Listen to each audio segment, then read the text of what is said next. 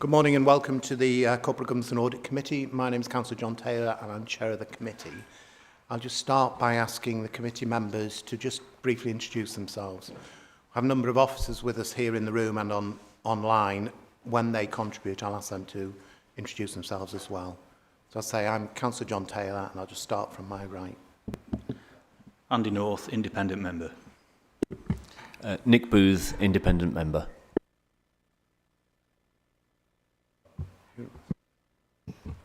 Councillor Mohan Sokal, Greenhead Ward. I'm a sub for James Homeboard today. Councillor Paola Davies substituting for Councillor Kath Pinnock today. And Councillor Angela Sewell go to the board. Thank you, members. Have we had any apologies? We've had apologies from Councillors Homewood. Sorry, Councillor. Apology from Councillor Harry McCarthy. Okay. I'm sub for James Homeboard. Yeah. Thank you. So Councillor Homewood, Councillor Holt, Councillor Kath Pinnock and Councillor Davies is here subbing for her. Councillor Graham Turner and Councillor McCarthy, as Councillor Sokol said. Thank you. I'm going to move on to agenda item 2, which is minutes of the previous meeting. Are members content with the minutes of the previous meeting? Nick? Yeah, there's one typo at the end of paragraph 52.3 says implantation, and I think it should say implementation. Well spotted. Are we content subject to that amendment? Thanks, members. Declarations of interest, just to remind members that if they do have any interest, they need to declare them either now or when we get to the agenda item, if they realise they do have an interest to declare. And if they do, can they speak to the clerk at the end about that interest? Okay. Agenda item 4, admission of the public. This meeting will be taking place in public. Yep. 5, deputations and petitions. Do we have any? No deputations or petitions, Chair. Thank you. Public questions. Do we have any? No questions, Chair. Okay. So we're straight on to agenda item 7, the Auditor's Annual Report. Not sure who's... Oh, go. Morning, Chair, and thanks very much. So I'll take some high-level messages on the VFM report, the Auditor's Annual Report, Chair. I do believe our colleague Jeanette Beale is online. So Jeanette is a part of our Value for Money audit team that has led the detailed work on the Value for Money work at Kirklees. Jeanette led this last year as well. And I'm sure will be available to answer any questions once I've gone through the high-level messages, Chair. So this sets out our view of the Council's value for money arrangements as at 31st of March 25 across the 3 themed areas, Chair. It's quite a detailed report and I will take the report as read. I suppose in terms of key messages for you and this committee, the 3 key recommendations that we raised this time last year for 23-24, in essence, we have still retained in place for 24-25.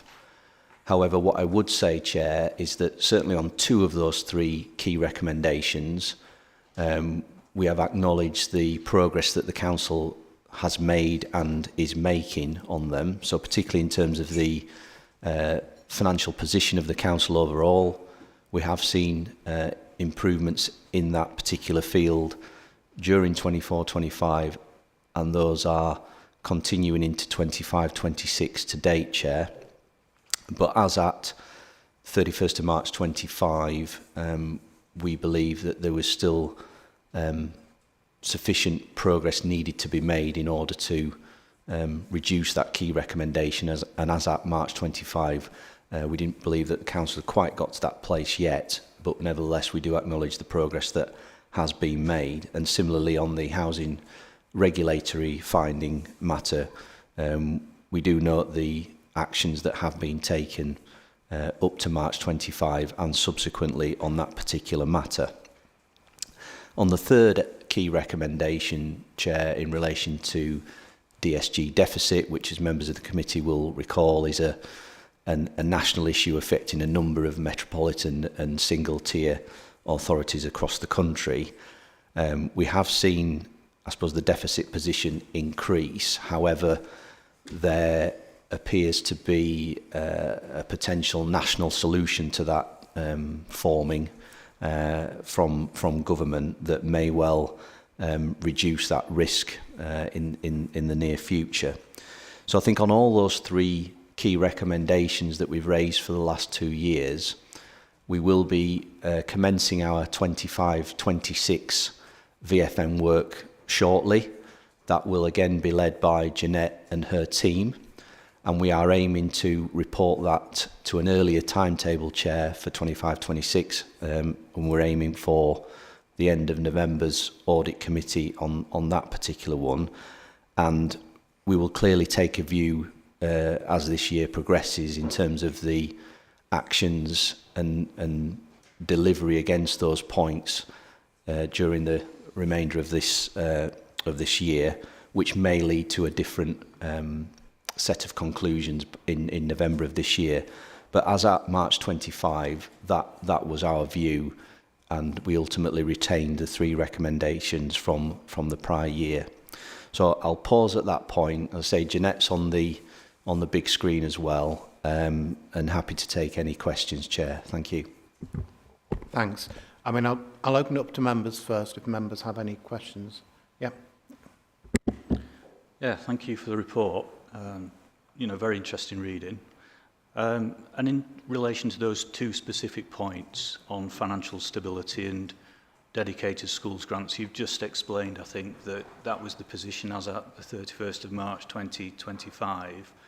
And then I read later in the report that management have set out actions that they're taking on, I think it's page 44 of our pack.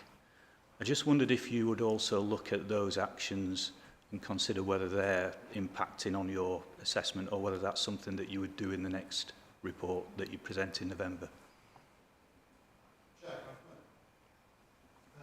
Yeah, by all means. Steve Mawson, Chief Exec Council, and I thought it'd be useful to come in as the kind of leader of that management action to advise the committee of what discussions we've been having. And you might not be surprised to hear that I've been pushing our auditors to do exactly what you were asking there and take account of that. It is definitely worth remembering this is a retrospective look, and no matter what you do, you could be the best council in the world on the 1st of April, it's really hard to move that dial for that retrospective position. So we were asking to drop them from key recommendations to implementation recommendations, and to drop them from reds to amber. We haven't been successful at that, but we've worked hard with our colleagues to try and convince them, and Kevin, who's our finance director, has been supplying them with lots and lots of extra information. It is undoubtedly that the council has turned a corner financially. From Q1 of this financial year, we removed the spending freeze. We made sure that we got out over the outturn and removed the spending freeze. We've been recruiting to posts, both essential and non-essential, so some back office posts that we've needed to fill to keep the organisation flowing, and we can definitely see the turnaround coming. The measure I used, and I said this publicly last week week before at the scrutiny session, when I arrived, the council had budget savings of 47 million, 25-6 it was 27 million, and the one that we're just about to set, or the draft budget that we set just before Christmas, it was 10.7 million. With only 6 million of that being new. So you can see things are definitely moving in the right direction. I'm also on the National Formula Funding Panel, and I've seen the extra money that is going to flow from government to this council, both the figures that we set out in the draft budget and the likely numbers that we've set out here that are going to come round. And we absolutely agree there. That doesn't mean you can take your foot off the gas on a lot of things, particularly children and adults. There are still fluctuations in demand going on there. I think we're also in a system that retrospectively looks back. The bit that narks me a little bit is the fact that if you were great, you were Greens all along, and you were setting a budget that was really disastrous, I think that might get taken into consideration a lot more than it is if you've had difficult times and you're coming out of it. So, and that's not uncommon for other inspecting organisations, to be fair. You know, you have similar issues with Ofsted and CQC and other kind of stuff. So it's almost like we believe you're on your way out, but until we've actually tasted the pudding a couple of times, we want to make sure that it's embedded, and we want to, which is fine, but for us it's just a little bit sticks in the throat because we think we've made that direction. What we do all agree on, of course, is that when we work on this year's figures and this year's assessment, which will come sooner, so it's due to be completed in 2026, hopefully by around November, I'll be looking for a much smoother ride this time out of it in the assessment. So I'm really pleased that the council and all its workforce and all its members, etc., have been working really hard to achieve those changes. I just want a bit more credit once we get into this year's report. Thanks. Thanks. I'm just going to chip in. Actually, in a way, the fact that there is a little bit of tension between the council and the external auditors is not a bad thing, because it means that you're pushing each other, and actually it's not just rolling over and everybody's comfortable and agreeable. So in that sense, it's a good thing. It's always difficult with these reports because, as you say, they're looking backwards, and it's very, very difficult, even for us as members of this committee, to try and ignore everything that's happened in the last 8 or 9, 10, 11, however many months since 31st of March, and just put yourself and put your head back in the space of 31st of March 2025.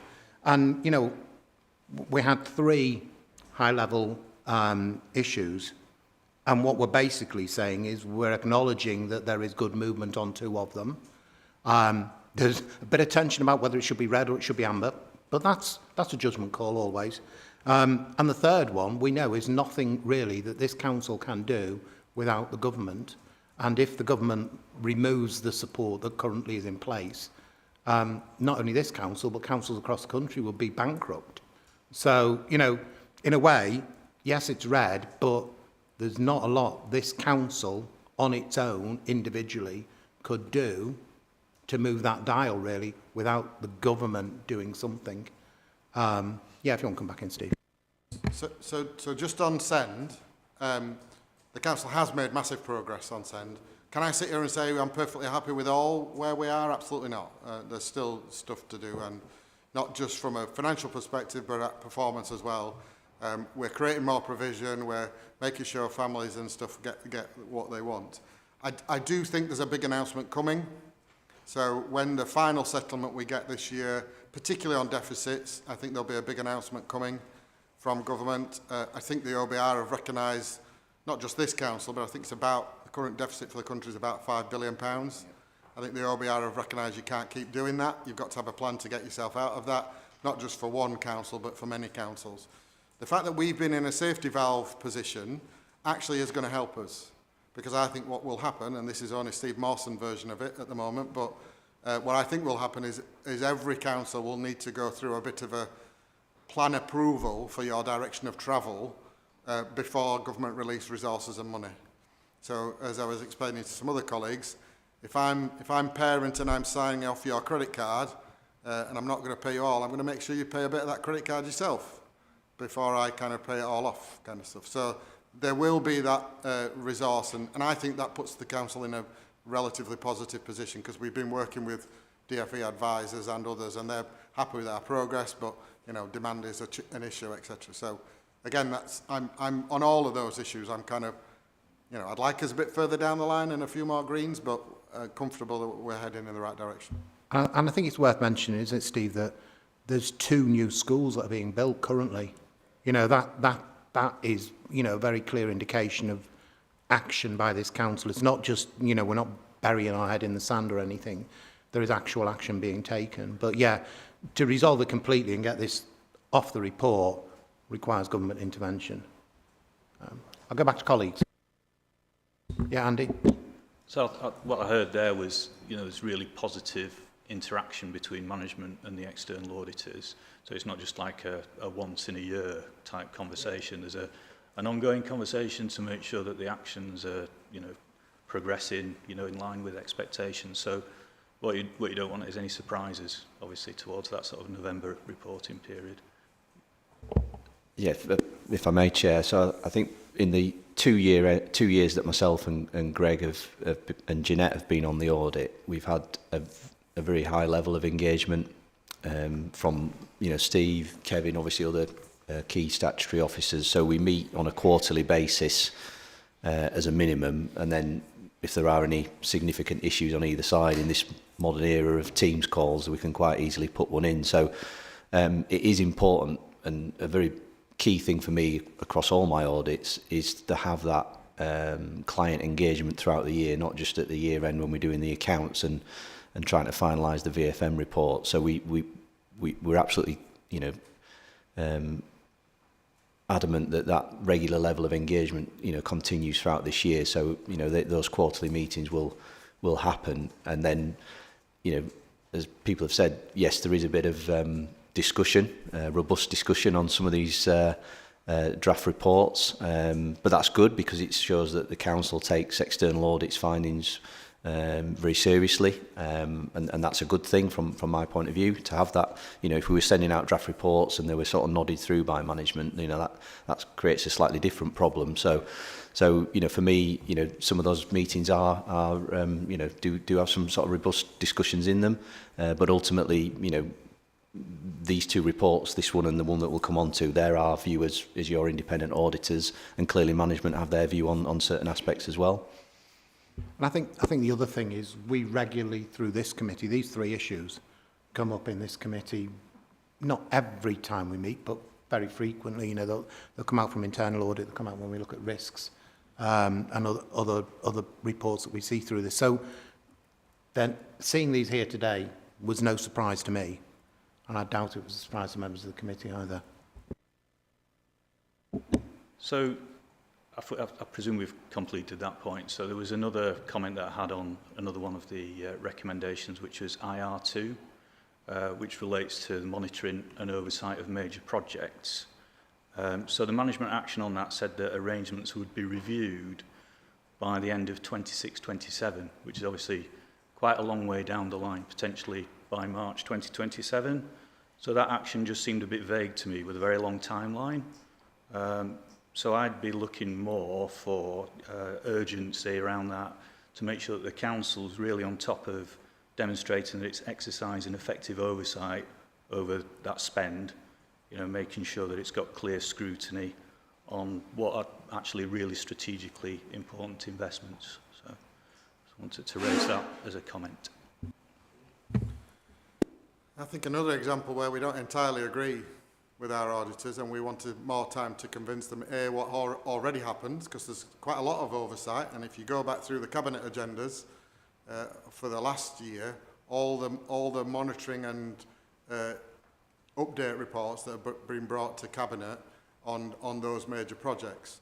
I think what we wanted time to have a look at is how do we consolidate those together at a time when we still will need periodic reports. So Cultural Heart, for example, when we get to a next phase, there'll still be an update report that brings back where we're at on that report, on that project, and seeks further approvals for funding on next stages or procurement on next stages. There's a real danger if you start merging all those things together and bring a quarterly update, you're unaligning things when you need decisions made, and then it brings, well, I'm just going to bring a report when there's a decision needed. Yeah, but you need to update the financial situation at that point when you bring a decision as well. So what we're going to try and do is have a look at to maybe do a little bit more on what the auditors want, but aligning when our decisions are going to be needed on those major projects as well, so that we're not doing two things at the same time. And what could be quite confusing for both decision makers and those that are scrutinising. So I think it's an alignment of when our decision's done. We also do quite a big update on the major programmes that are combined authority funded. So the major highway schemes, the major external schemes that are funded as well, and do updates on those. So we've done a couple of those over the last couple of years. And again, those are done periodically when there's a decision required. But again, we're going to have a look at aligning those decisions with an update. So we're not totally ignoring it, but we think we do some of it already. So there's how can we do some of that, but not maybe entirely, that cocks up all the aligning of when decisions are needed as well. I'm just going to bring Jeanette in. Hi, yeah, thank you. Thank you, Chair. I think one of the things we were trying to do here with this recommendation is give members the opportunity, if they're able to see the detail and if they have got that quarterly view of, they can therefore do that challenge and maybe come in as opposed to waiting for officers to bring the information to them. But don't disagree with a lot of what Steve was saying there. That was all I wanted to add. Thank you, Chair. Thank you. Greg, did you want to come in? Yeah, thank you, Chair. I think just a few brief points to add on this one. I think part of the robust discussions we had is exactly where this goes, because I know officers were telling us a lot of these reports go through scrutiny, and that's not necessarily something that's seen in an audit committee. And I think part of it is obviously as external auditors, because that's not directly to us, then that was part of the challenge.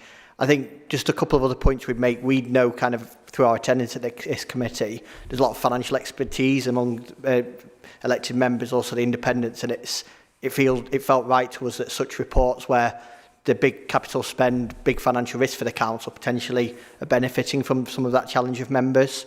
And I think the wider point we had on this one was, whilst this isn't a red area and the ones we've just discussed on key recommendations, the quantum of spend and the borrowing that will sit with that and how many years that will go into the future and ultimately taxpayers will have to fund, it just feels kind of something that warrants a heightened level of scrutiny, which ultimately sits behind the points we've made.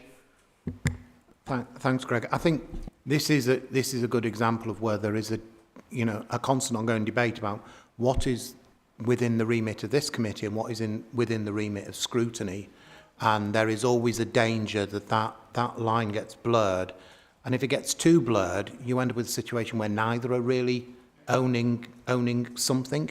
Currently, that role sits within scrutiny. It's scrutinised in two ways, though, because the major projects report through, I'm assuming I'm right, Regen and, what's the scrutiny committee called? Growth and Regen, thank you.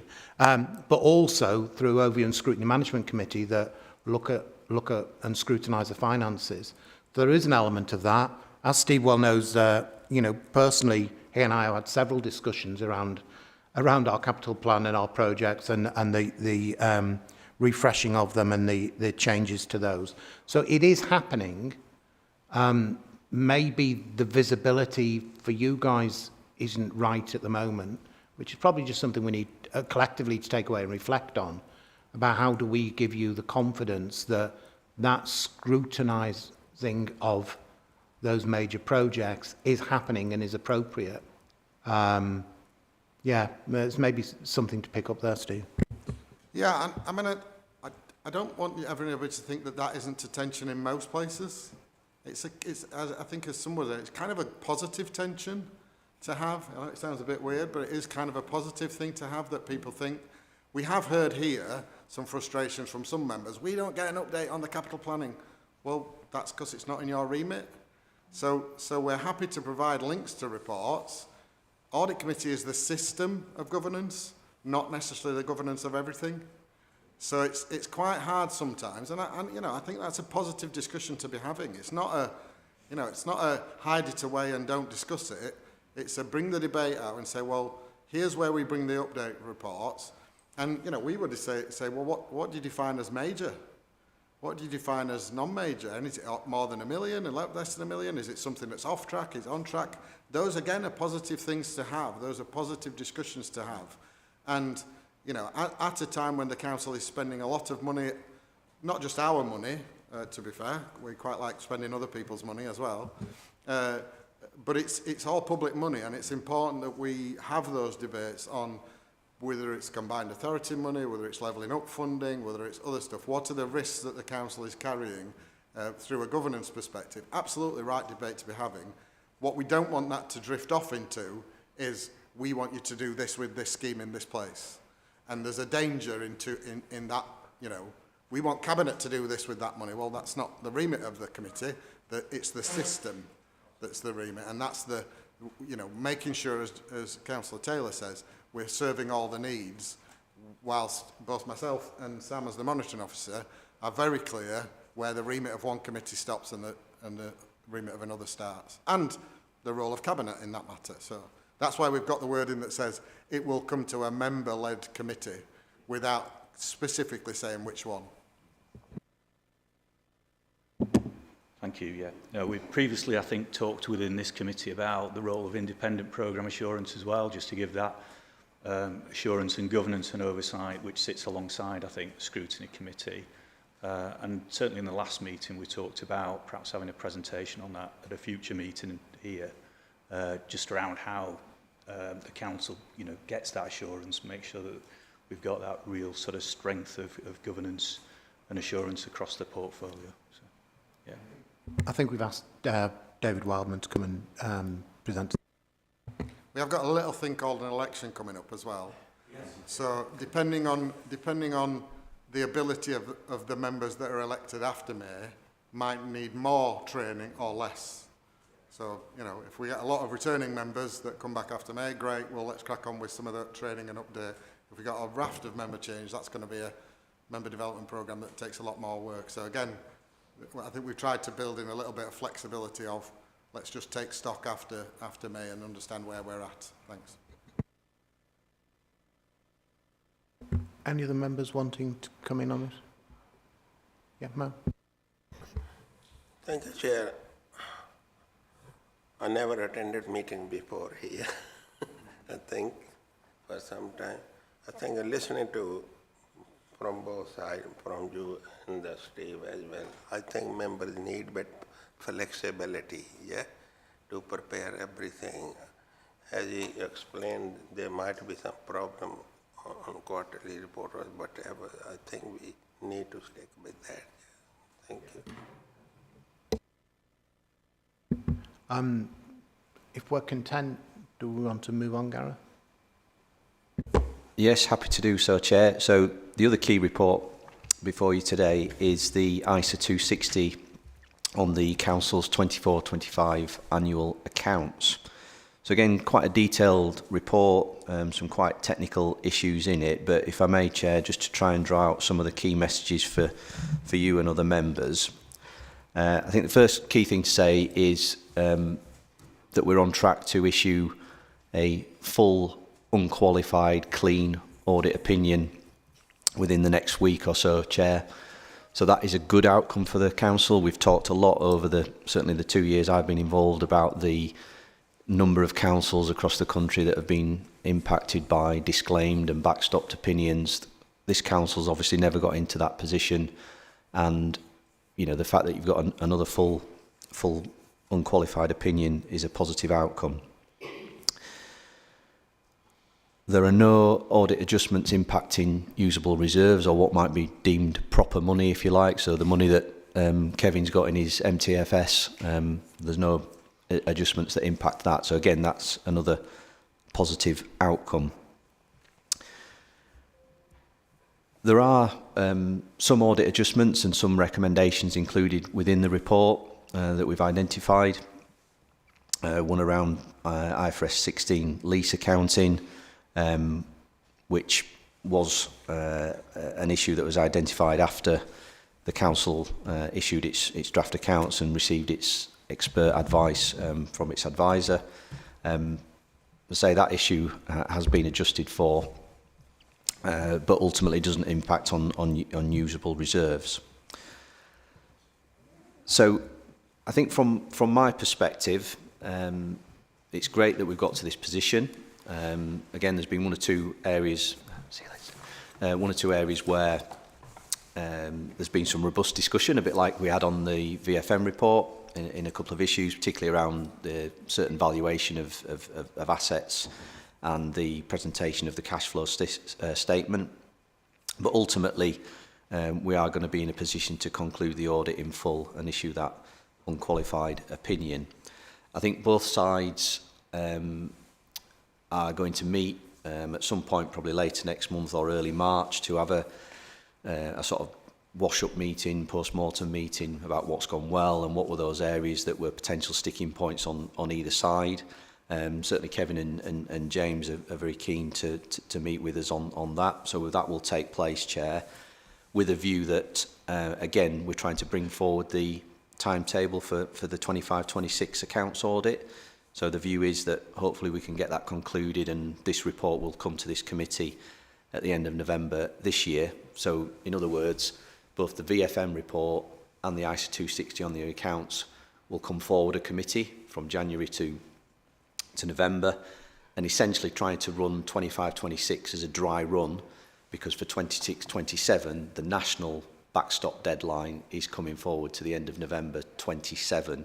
So I think both sides are quite keen to try, to run 25-26 essentially as a dry run, Chair. And we're confident in terms of the resourcing we've got in place, that we should be able to deliver on that. So I'll pause at that point, Chair. I'll say overall it is a positive report. You are in a minority of councils nationally that aren't being captured by disclaimed and backstopped opinions, which is a really good thing, because once you're in it, it's very difficult to get out of it, Chair, as we've said before. So I'll pause at that point and open to any questions. Thank you, Chair. Thanks, Gareth. Yeah, Nick? Thanks for that. You've just mentioned briefly that you've got enough resource in place to deal with that short-term backstop that's about to happen.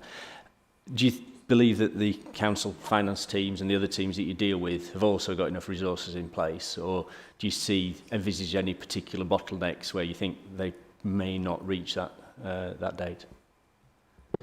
It's a good question. So I think what I would say is a few things in relation to 25-26 that will hopefully help that move from end of January to end of November.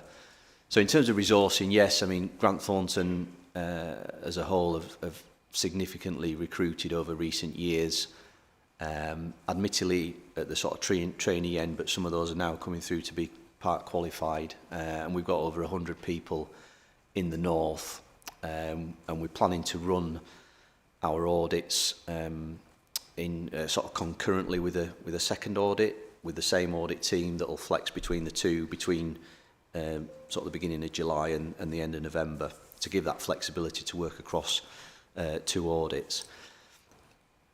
In terms of bringing work forward, again, because one of the benefits of the backstop deadlines coming in, and the fact that there's not a huge any sort of backlog of audit opinions to work on, that has freed up a lot of our capacity, particularly in March and April.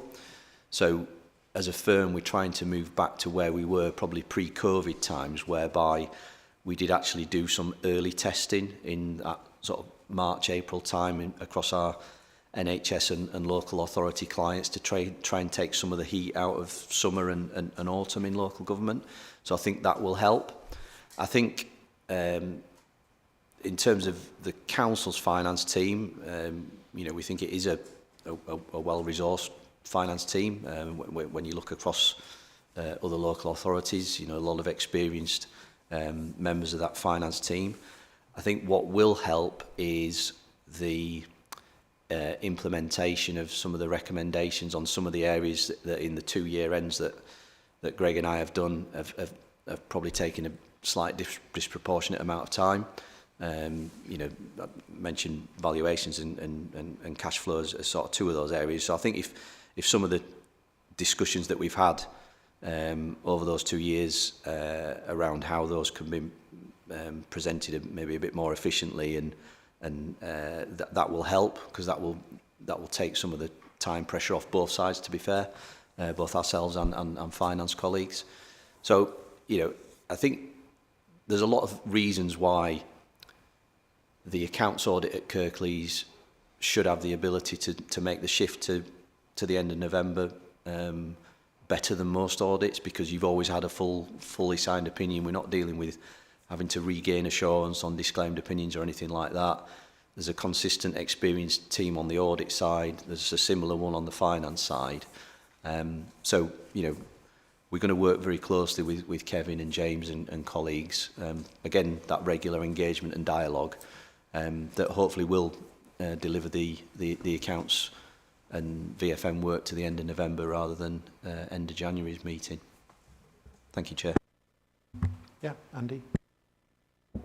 Thank you, Chair. Yeah, I just had a question on cyber security. So obviously, it's a very positive report. And again, cyber security on our page 100 in the packet, it shows green for the cyber risk assessment. So I just thought, well, I know it's a very complex area, and I just thought it'd be helpful for the committee if you could just explain the level of work that you've done and try and explain the level of assurance that you're providing that with that green, because I assume that you're not saying everything's perfect. I'll let Greg come in a moment, Chair, on that one. But I think just by way of sort of oversight and background, on our larger high-profile public sector audits, of which Kirklees would fall into that remit, we do have a specialist, I suppose, IT audit team that deliver this work, that then feed into myself and Greg in terms of any potential impacts on the risk of a material misstatement occurring in the accounts as a result of issues that may have been uncovered as part of that IT audit. So, you know, typically, again, because Kirklees is a long-standing audit that our IT colleagues have done for a number of years now, they do find one or two things, and obviously there's some recommendations in this report, but nothing of any sort of material significance has been uncovered. But Greg, do you want to just touch on that IT work? Yeah, thank you. So just to dig into this IT one a bit, I think it's just to note where this cyber assessment's not giving, it's not representing any like penetration level testing we've done or absolute assurance on the level of almost security that the council's got in place. But what we have seen from our review is we think the arrangements are robust and the council puts adequate resource into that. I think some members may be aware that I think the head of technology came about 6 months ago, did a presentation, and I think from the overall assessment, our IT team, relative to looking nationally at the other councils as well, came to a conclusion that Kirklees does take this seriously and arrangements seem appropriate in this area, subject to the resource level continuing, etc. Yeah, thank you. So, yeah, it's good insofar as it's gone, but actually, you know, there's more for us to do, and we shouldn't take our eye off the ball, as you say, in relation to things like pen testing and things like that. So that's helpful. Thank you. Yeah. Do any other members wish to come in? Yeah, Paula? Yeah, more of an observation for comment, really. Going through the report and seeing the recommendations that have been made, we had a statement that we are, as a council, in a good place. But looking through the follow-up on the previous report's recommendations and actions, I think out of 9, is it, that were set, only 2 have been completed, 1 is partially completed, and 6 are still to be implemented. There's some more recommendations that have been made, albeit amber-green actions to be made. What's the position on maintaining that satisfactory position that we're in now? Are we in danger of, if we haven't acted on last year's recommendations, we've got more onto that pile, are we going to keep that situation? Thanks for the question, Councillor. It's a good question. So I suppose I'll go back to one of the previous points I've made around, you know, we're both sides are keen to get the audit concluded earlier for the end of November this year, a year in advance of when it actually has to be concluded by the end of November. So I would say one of the main things that that council officers could do and you as members could sort of scrutinise and have oversight of between now and then is the implementation of particularly those ones from the prior year, because a lot of them are around valuations or you know, elements of accounting or the cash flow statement that have taken additional time to get to a position of comfort this year. So ultimately we have done, but we would argue that fully implementing those recommendations would lead to a more smoother and efficient audit process for 25-26, because the audit evidence and supporting and corroborating information would be more streamlined for us to review. So we're not saying they're material issues that would impact you know, the ultimate opinion, but the things that collectively, when they all add up, if they were all implemented as agreed, they would put things in an even stronger position to hit the end of November this year. I don't know if that makes sense, Councillor. I think so. I think my point was, are we? I didn't see any sort of monitoring of that within the report, if you see what I mean. So any comment on that? But I hear what you're saying. Yeah, monitoring by this committee or by us as No, external no, audit? so I suppose I didn't see a comment in the report to that effect. So your answer. Right, yeah. So, I mean, from our perspective, you know, recommendations, when you know, we expect them to be implemented because ultimately we think they're going to be enhancing the overall arrangements in place, be it on the VFM report or on the accounts report. And all I'm saying is, I think if those are implemented in full for 25-26's accounts and the supporting working papers and evidence, it will give both sides a better chance of hitting the end of November this year. Okay, thank you. Greg? I think just to add to that, we kind of recognise the context as well where finance are in. I think Steve highlighted before some of the earlier savings that have had to be made and some of the focus on financial management side to get that position has perhaps reduced like the bandwidth of time for some of these. So we're hoping now, and obviously recognising that time capacity of officers, that some might be able to be implemented. And I think some of them, we think there's some wider benefits. So I think we talk about some recharges and some uprating of charges since 2008. We think things like that will also help financial management things, because it's simplification ultimately for the accounts, the ledger. So obviously we'll wait and see. But we do have that constructive relationship and discussion during the year on where we get to on some of these, but we're kind of hoping that a few more will come, given they might have a bit more time back now. Thank you. Thank you, Chair. Do we have any more questions or comments? Right, so I'm just going to pause there, just that we've received the annual report and the IS 260 report, both of which we as a committee need to note. So I just want to ask the committee if they're content to note both of those reports. Yep. Yep, okay, thank you. I think we're going to move on to agenda item 9, which is the annual governance statement that sits alongside the annual accounts. I think, Martin, you're going to introduce this one, aren't you? Yes, thank you, Chair. Martin Durnley, Head of Risk Expo. So we prepared the annual governance statement on behalf of the Council, so it's not an internal audit produced document, it is the Council's document. So it's been significantly influenced and written by our Director and senior colleagues. So this document is required under statute and is a statement of annual governance. It's meant to demonstrate an understanding by the organisation of how its governance works and reflect issues that the authority itself has identified through the work of the external auditor or through its other work as to what issues may be arising and may still need challenging. So those are listed there in the summary and then in more detail about actions and progresses. So there's one new item for this year, which is to improve contract and project management, which is cited in the external auditor's report, or at least in the context of contract management it is. And then there are a reference to 6 other pieces of work that were identified last year. 3 of these are completed, and that includes a sort of slightly more contemporaneous rather than the 31st of March type position. So we reflect where we think we are now on issues like the financial plan, management plan or a medium-term financial plan and budget position.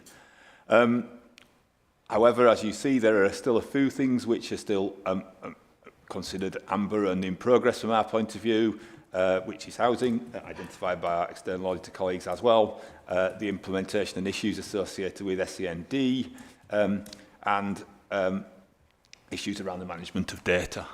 So that's the document, Chair. It's a document that you need to approve as part of this, but it is the document of the Chief Executive, the Leader and the Chief Finance Officer. Thank you. Thanks, Martin. I'll open it up to comments from members. If anyone's got any comments? We all look largely happy. Right, I think this one we need to approve. So is the committee content with approving that document? Yep. Thank you. That was an easy ride, Martin. We're going to move on now to the final accounts, and I'm assuming, James, you're going to lead this one? Hi, thanks, Chair. It's James Anderson, Head of Accountancy. So this comes on the back of the previous 2 reports, and it's asking for permission for the approval of the final accounts once the audit's completed, and takes into account what you've heard previously from Martin with the AGS and from external audit for the ISA 260 report. So essentially it's asking the committee to approve the audited accounts. Just to mention that Grant Thornton are still working on the audit, but I think as I mentioned earlier, we're expecting an unqualified opinion. There are some adjustments from the version that we circulated, So it does happen quite often that we get to this point and ask the committee for approval, and we're asking for delegated authority for the chair to sign the final version when we get through that and get confirmation from Audit that they're happy with it. We'll obviously work through the changes with the chair to make sure he's happy to do that, to make that put his signature on there. Also, there's a draft letter of rep which we finalise when we get the final papers. As well, just to note that the deadline is the 27th of February for the backstop, so that is the hard end of this. And the other thing to note is that there were no new objections raised in the 6-week inspection period, but there are the one objection by 2 objectors that's running at the moment, and Grant Thornton are dealing with those. Yep. Any questions? Thank you. Well, whoever wants to go first. Mine's a very low value point, but on page 14 of the accounts, there's an apostrophe S after the word council that shouldn't be there. So, under group accounts. Thank you, Chair. No. I'm only good because I picked it up in the briefing. I thought we'd fixed it. I did as well. Actually, what you probably got is the version that was in train, and we're working on a final version that will replace the one that's... So I picked it up as well. Andy. Yeah, thank you, Chair. I just thought it'd be helpful to discuss the position on pensions. So it looks like there's a fairly significant pension surplus. It's 636.1 million, which I think in the accounts, if I understand it correctly, is valued at 0 because of the actuarial valuation. So this wanted to check that was correct, but also it's valued at 0, I think, because of the estimation of future value to the council. So I just thought it'd be useful for everybody to understand that before we approve a big number. So you're right in the pension side, and we ended up with an actuarial valuation and the reporting guidance that sits behind it. The pension is in, I suppose, rude health, if you like. It's incredibly volatile, and we've gone from it being millions of a liability into an asset position, and it's just the nature of it, of that annual cycle, and they'll basically value the assets and value the liabilities each time, and so we do reflect it. So it does reflect the up-to-date position, but it does have a huge amount of volatility. The last few years have been in surplus, and then going back before that, it was millions of pounds in deficit. So it's really hard because it's probably where the end user gets an actuarial position as opposed to an actual position that we see through daily cash flows and stuff, where we actually just, what we pay is the element from employers, super. So that bit's very consistent. It's just the actuarial bits that support that side that cause the fluctuations. Yes, so if I understand it correctly, the council's taken a prudent position, continuing to pay pension contributions, even though there's a fairly significant surplus at the moment. That might not be the case. Well, the contributions are set by the actuary on a triennial basis, and actually we've just gone through the latest valuation period, and so that will come into next year's budget, and we have got, the contributions are a good chunk reduced this time. I think they're about 3.7% reduced this time, and that is bottom line revenue impact for us, because again, what we pay in the cash sense is that contribution, and it's a massive drop. But equally, actuaries are very prudent, and so every time they'll release what they're comfortable with, and they'll kind of retain the right to up it should they think it's not covering.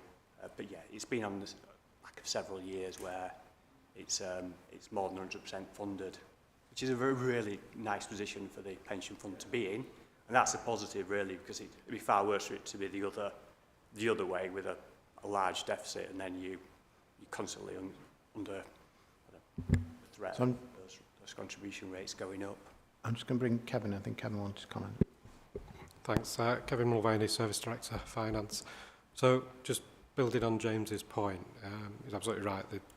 We've been advised by the pension fund a reduction of 3.7 percentage points, and that's worth about 7 million to the council in next year's budget. So we're seeing the draft budget papers we've produced in December, and they will roll through into the final one. Part of the way the council's balanced its budget next year is that £7 million reduction. We're not expecting that to change, but it has to be formally ratified by the Investment Committee of the Pension Fund in March. But our latest advice is it will be at that level of reduction. Thanks, Kevin. Do we have any more comments on this or questions from members? So we're being asked to approve the statement of accounts and the draft letter of representation, and authorise myself as chair of the committee to formally sign off the accounts once we've got the final audit opinion. Is committee happy with those recommendations? I support those recommendations. Thank you. Thank you, James. Oh, it's you again, I suppose. Is it? Are you doing Treasury Management Strategy? I won't introduce myself again. Thank you, Chair. So I will give you a brief oversight of the points in there. So it's the annual Treasury Management Strategy, which the Council must approve before the start of each financial year. It sets out the parameters of how Treasury will operate during the next 12 months. So there is start by saying there's an economic background in there, which is highlights provided by Arlene Close, our Treasury advisors. And in terms of Treasury investments, at the 31st of December, the Council had 56.6 million of Treasury investments. SIPFA Prudential Code requires that the Council invest its funds prudently, and the report continues to recommend a low-risk strategy, ensuring the security of the Council's cash, but also ensuring liquidity so that funds are available when needed. There are balances of 20 million recommended for short-term liquid investments to manage day-to-day cash flow requirements, and those are invested mainly in money market funds and the DMO, which is Debt Management Office, which is central government backed, which is the safest of all options with a reduced interest rate.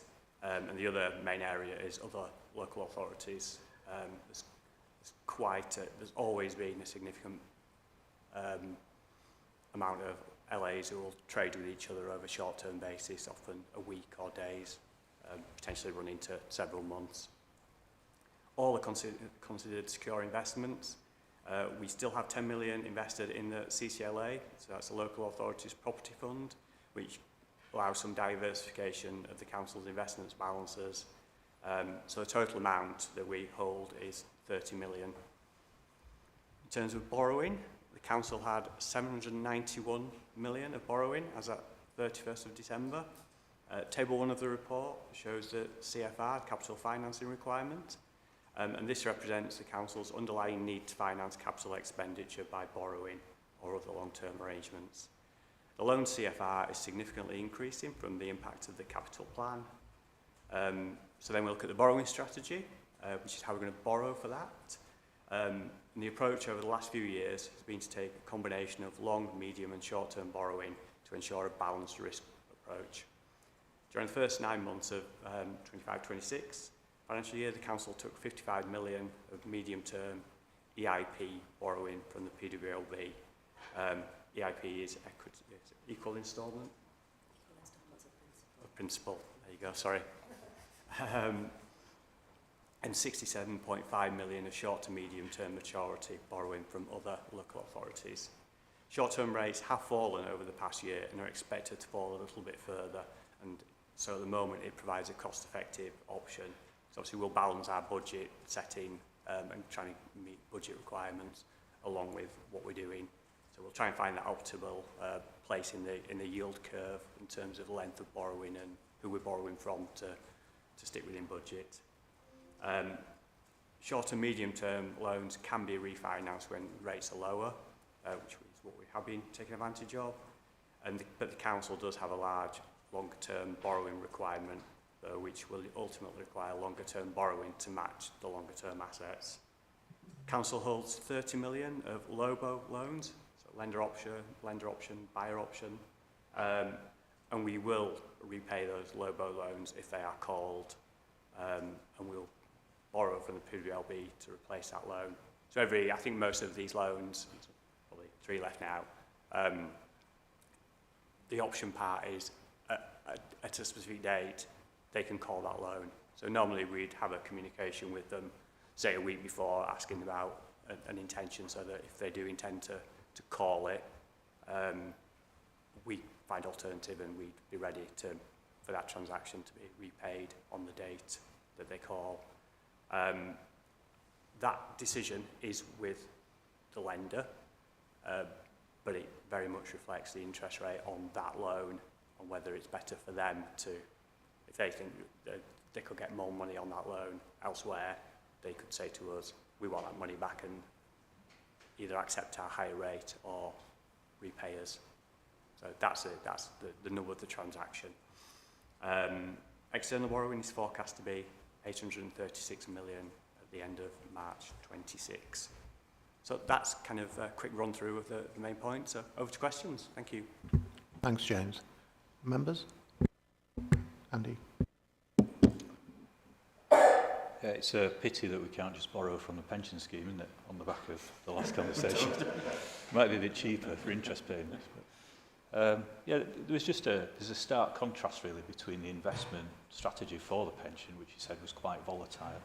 When I looked at it, I think it was 75% equity, and the more low risk, as you described it, I think, approach for the council's investment. So I just wondered if you could explain to the committee why there's such a difference between the strategies. Well, from my understanding of the pension fund, they take a 50-year view over everything. And so they will take any blips around equity markets as a blip around an equity market. So they will look for a 50-year period of investment. Our investments are tied into a different set of regulations, Prudential Code principally. And well, you might not remember, but some people will remember the Icelandic banks, and that a lot of LAs came a cropper on the back of that. And so the regulations sort of changed in around that time to stop that happening again. So we are set, the Prudential Code sets its limits around what we can do, but it's about what the 3 are. Security, liquidity, and yield. So in that order. So you have to make sure, the first thing we need to look is this secure? And then we'll look at, can we get our money back when we need it? And then what the yield is. So that overpins everything for us. So hence it's more of a short term. It's cash flow, really. You hold the balances for cash flow purposes, in all honesty. And so that's different how the pension fund will consider its asset base, which is trying to meet a liability in, well, an ongoing liability, but one that they'll take a 50-year view on. And I think the diversification that we do have is really the CCLA fund. So we got 10 million that, which was, I mean, we used to be getting, I suppose, peanuts. It was less than 1%. It was probably barely above 0% loaning to other LAs for a lot of, obviously, prior to 2000 and whatever it was, 22. So borrowing was incredibly cheap, but equally your investment return was cheap. And at that point, we invested in the CCLA because it's giving us roughly 4%, and we felt that we were always going to hold that balance in there. So we should look at diversifying slightly and getting some yield within a product that a huge amount of local authorities use. It's probably, certainly regionally, a lot of them sort of invested in that just to give us a diversification and that yield, but meeting the requirements of the Prudential Code. Well, that's Thanks. Any other comments or questions from members? So we've got a number of recommendations we need to approve. So we need to approve the Treasury Management Strategy, incorporating the borrowing strategy outlined in paragraphs 2.15 to 2.27. We need to approve the investment strategy, so the Treasury Management investments outlined in paragraphs 2.28 to 236 and appendices A and B. Approve the policy for provision of repayment of debt, minimum reserve provision.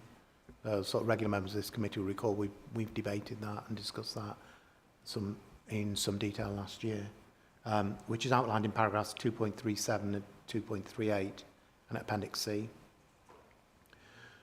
Approve the Treasury Management Prudential Indicators as indicated in Appendix D and the investment strategy for non-treasury investments in Appendix F. Are members content? Are members content with those recommendations, which will subsequently be considered by Cabinet and eventually will go through to full council for all council to approve? Thank you very much. Thank you, James. Right, we are now on to council dates. Oh, you didn't. Fine. Okay, thank you, Chair. Lee Webb, Head of Governance. The report you've got before you is basically a report we come with annually. It's setting out the council dates for the 26-27 municipal year. The role of this committee is to look at those dates and hopefully approve them for onward submission to council.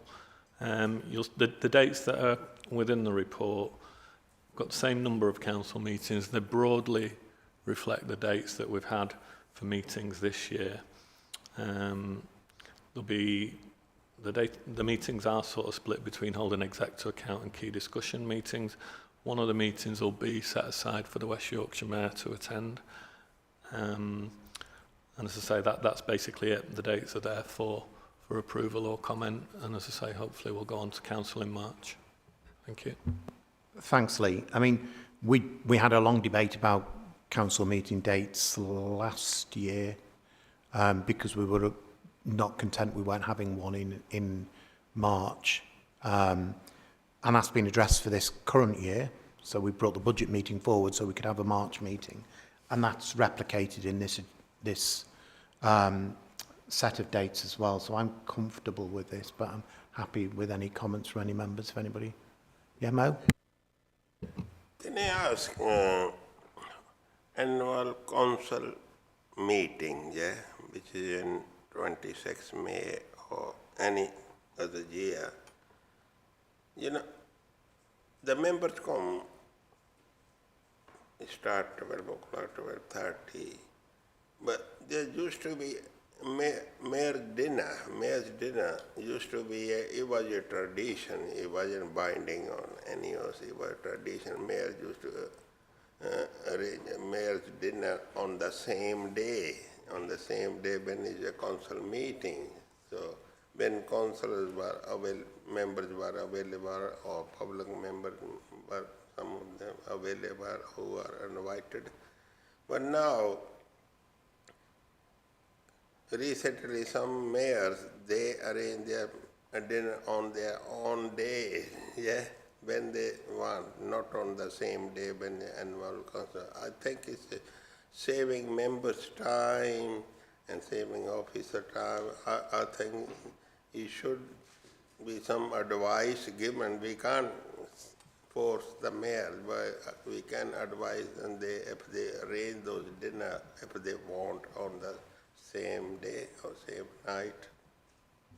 I mean, that's a point for discussion with the mayor and the civic office. I suspect this year particularly, because we've got all-out elections and everyone's up for election, you can't really plan ahead because we don't actually know who the mayor will be. Yes, we have a deputy mayor who we assume will become the mayor, but that's A, dependent on them being re-elected, and secondly, dependent on the composition of the council agreeing to have them as mayor, because it's only a convention that we allow the deputy mayor to become the mayor next year. There is actually a vote on it. So if you've got a completely different council, they could decide they want somebody else. So I think certainly this year you couldn't do anything. But that's a point, Mo, you could raise through group business managers meetings and also directly to the civic office. But I think ultimately, and I don't know whether anybody can correct me, but I think ultimately it's the decision of the mayor when they wish to hold their dinner. And some may wish to do it on the same day, some may wish to do it at a different date for various reasons. But it's probably not relevant to our discussion today, really. So do members... Yeah. Yeah.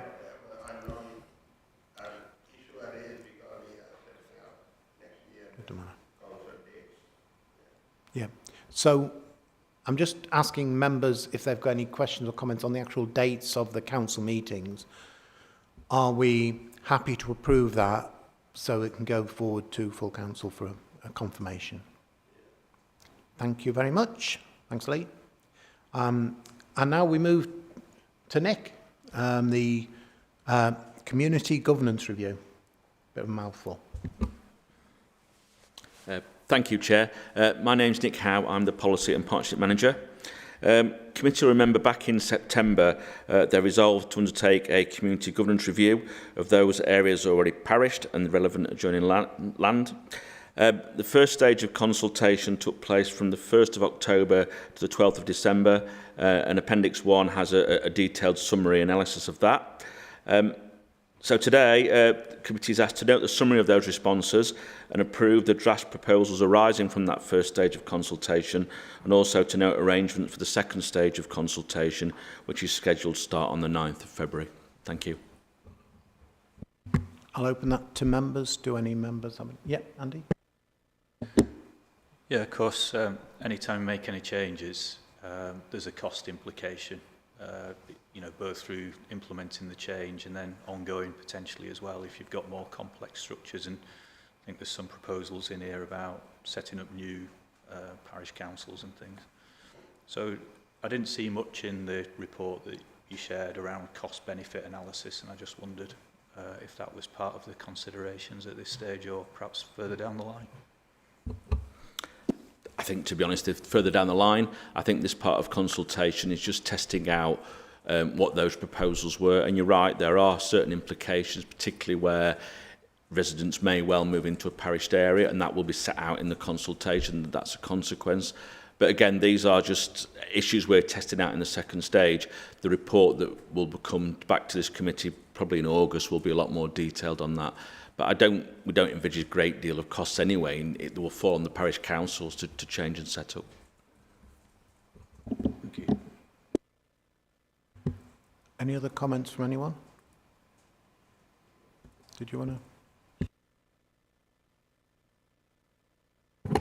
Just an observation on the rate of responses and what a poor rate of response it is and how unengaged people seem to be with this. And whether any consideration has been made to broadening or re-advertising, re-consulting, doing something differently to get more responses. That's a very valid point, and I'm sure I think Nick... it's 155 from stage one. Yeah, I hope I'm sure Nick will take that on board. There's also a bit of a responsibility on us as councillors, particularly those that represent areas that have town or parish councils, to, you know, promote it ourselves and try and encourage some responses, and certainly that's something I did. I do have one question, Nick, which I apologise I didn't pick up in the pre-brief.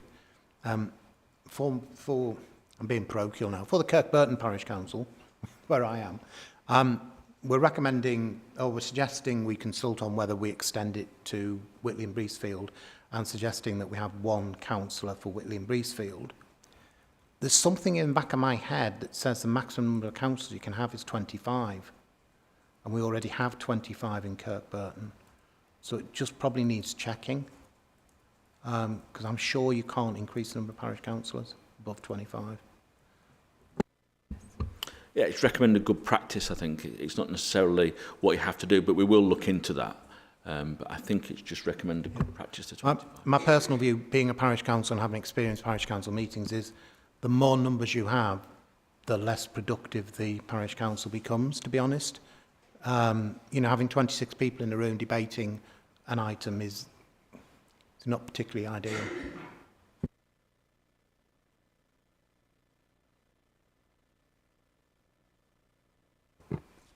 Thank you, Chair. My name's Laura Burrell. I'm the Electoral Services Manager. Just to come in on that, I think with Stage 2 consultation, when we go back to the parish councils to raise that we're doing the Stage 2, we'd be looking for direction from the parish council in terms of councillor numbers again as well.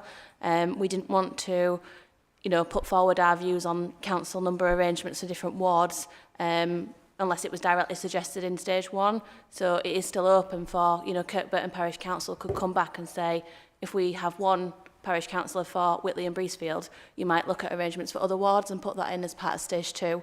So it is still open to put that in and look at rearrangements if you're going to be a bigger area and reevaluate your numbers across the board. Thank you.